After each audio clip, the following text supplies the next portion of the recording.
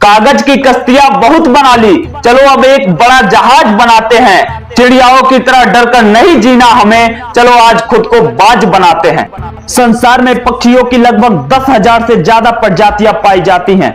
सभी के पास 2 पंजे, 2 पंख और 1 चोंच होते हैं। लेकिन इन्हीं में से बाज एक ऐसा पक्षी है जिसकी एक अलग ही पहचान है, जो बादलों का सीना चीरकर हजारों मीटर ऊपर 120 किमी प्रति घंटे की रफ्तार से उड़ता है, जो खुद से कई गुना ज्यादा वजन के शिकार को भी लेकर उड़ जाता है। और इसलिए बाज को पक्षियों का राजा कहा जाता है। बाज अपने जीवन में इतना बड़ा मुकाम हासिल करता है अपनी ट्रेनिंग और अपने पुनर्जन्म की वजह से। अगर आप भी बाज की तरह इस दुनिया में बहुत बड़ा मुकाम हासिल करना चाहते हैं तो बाज के बाज बनने का पूरा सफर जानना बहुत जरूरी है। क्योंकि 25 से 30 की उम्र में आने के बाद लोगों को रिस्क लेने से डर लगता है, लेकिन एक बाज के जीवन की शुरुआत ही होती है एक रिस्क से। जिस उम्र में दूसरे परिंदे के बच्चे चिचियाना सीखते हैं, उस उम्र में एक मादा बाज अपने चूजों को लेकर सबसे ऊंचाई पर उड़ जाती है। पक्षियों की दुनिया में ऐसी टफ और टाइट ट्रेनिंग और किसी की नहीं होती। मादा बाज अपने चूजे को लेकर लगभग 12 किमी ऊपर चली जाती है, जितने ऊपर अमूमन हवाई जहाज उड़ा करते हैं, और वह दूरी तय करने में मादा बाज मात्र 7 से 9 मिनट का समय लेती है। यहाँ से शुरू होती है उस नन्हे चूजे की कठिन परीक्षा। अब उसे यहाँ बताया जाएगा कि तू किस लिए पैदा हुआ है, तेरी दुनिया क्या है, तेरी ऊंचाई क्या है, तेरा धर्म बहुत ऊंचा है। और फिर मादा बाज उसे अपने पंजों से छोड़ देती है। धरती की ओर ऊपर से नीचे आते वक्त लगभग 2 किलोमीटर पर उस चूजे को आभास नहीं होता कि उसके साथ क्या हो रहा है। 7 किलोमीटर आने के बाद उस चूजे के पंख जो कंजाइन से जकड़े होते हैं वह खुलने लगते हैं। लगभग 9 किलोमीटर आने के बाद उसके पंख पूरी तरह से खुल जाते हैं। यह जीवन का पहला दौर होता है जब बाज का बच्चा पंख फड़फड़ाता है। अब धरती से वह लगभग 3 किलोमीटर दूर है, लेकिन अभी तक वह उड़ना नहीं सीख पाया है। अब वह धरती के बिल्कुल करीब आ जाता है, जहां से वह अपने इलाके को देख सकता है। अब उसकी दूरी धरती से महज 700 मीटर होती है। उसका पंख अभी इतना मजबूत नहीं हुआ है कि वह उड़ सके। धरती से लगभग 500 मीटर दूरी पर उसे लगता है कि उसके जीवन की शायद यह अंतिम यात्रा है। फिर अचानक से एक पंजा उसे अपने गिरफ्त में लेता है। यह पंजा उसकी मां का होता है, जो ठीक उसके ऊपर उड़ रही होती है। और उसकी यह ट्रेनिंग निरंतर चलती रहती है जब तक वह उड़ना नहीं सीख जाता और उसके अंदर से ऊंचाई का भय नहीं समाप्त हो जाता। इस कठिन ट्रेनिंग के बाद दुनिया को एक बाज मिलता है, जो अपने से 10 गुना अधिक वजन के प्राणी का भी शिकार करता है। इतना ही नहीं, यह बाज बहुत रिस्की कामों को अंजाम देता है, जिसमें से एक काम मधुमक्खियों के छाते पर अटैक करना भी है।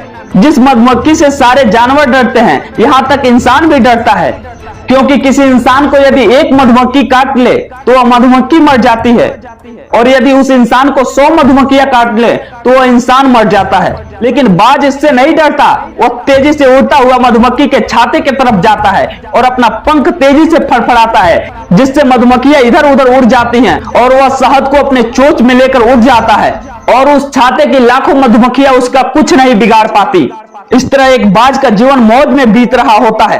एक बाज की उम्र लगभग 70 साल की होती है, लेकिन इसके जीवन में कठिन समय तब आता है जब यह 40 साल का हो जाता है।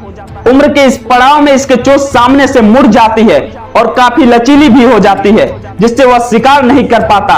इसके पंख इतने भारी हो जाते हैं कि छाती से चिपक जाते हैं, जिससे उड़ने में तकलीफ होती है। इसके पैर जिससे वह झपट्टा मारता है, उसके नाखून टेढ़े हो जाते हैं। अब इसके पास चुनाव होता है कि यह 40 साल के बाद मर जाए, क्योंकि उड़ सकता नहीं, शिकार पकड़ सकता नहीं, यदि पकड़ भी ले तो उसे खाने में तकलीफ। अब 40 की उम्र में बाज मरने का चुनाव कर सकता है, पर बाज ऐसा नहीं करता।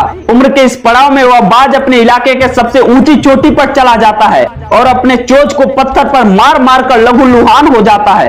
बाज इस दौरान अनंत पीड़ा से करा रहा होता है, पर वह पीड़ा सहता है और अंत में अपने चोंच को तोड़ देता है। यही कहानी उसके पैर के नाखूनों की होती है। वो अपने नाखूनों को पत्थर पर रगड़ कर तोड़ देता है। अंततः बाज को अपनी तपस्या का फल मिलता है। प्रकृति उसे नया चोंच और नाखून दोबारा देती है। यह कहानी यही खत्म नहीं होती। अब बारी उसकी पंखों की होती है। अपने नए चोंच और नाखूनों से बाज अपने ही पंखों को नोच नोच कर अपने से अलग कर देता है। इस प्रोसेस में पीड़ा इतनी होती है कि कोई जीव अपने प्राण त्याग दे, पर इस पीड़ा को ना सहे। पर बाज यह सब सहता है।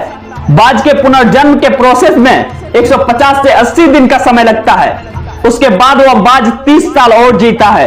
इस बाज की बाज बनने की एक और कहानी है कि जब बारिश आती है तो सभी पक्षी आश्रय की तलाश में इधर उधर भटकते हैं, लेकिन बाज समस्या के जड़ में पहुंचता है और उसे मालूम चलता है कि पानी तो बादल से बरस रहा है, इसलिए वह बादलों के ऊपर उड़ जाता है और बारिश शांत होने के बाद नीचे आता है। मैं इस वीडियो का अंत बाज पर लिखी कुछ शायरियों को पढ़कर करना चाहूंगा। सिर्फ झूठे शान के परिंदे ही फड़फड़ाते हैं, बाज के उड़ान में आवाज नहीं होती। अभी तो उस नन्हे बाज को ऊंचाइयों से जरा डर है, वरना इससे तो कायनात वाकिफ है कि आसमान ही उसका घर है। ऐ आसमान जितना बरसना हो मुझ पर बरस, मैं बाज हूं, बाज नहीं आऊंगा।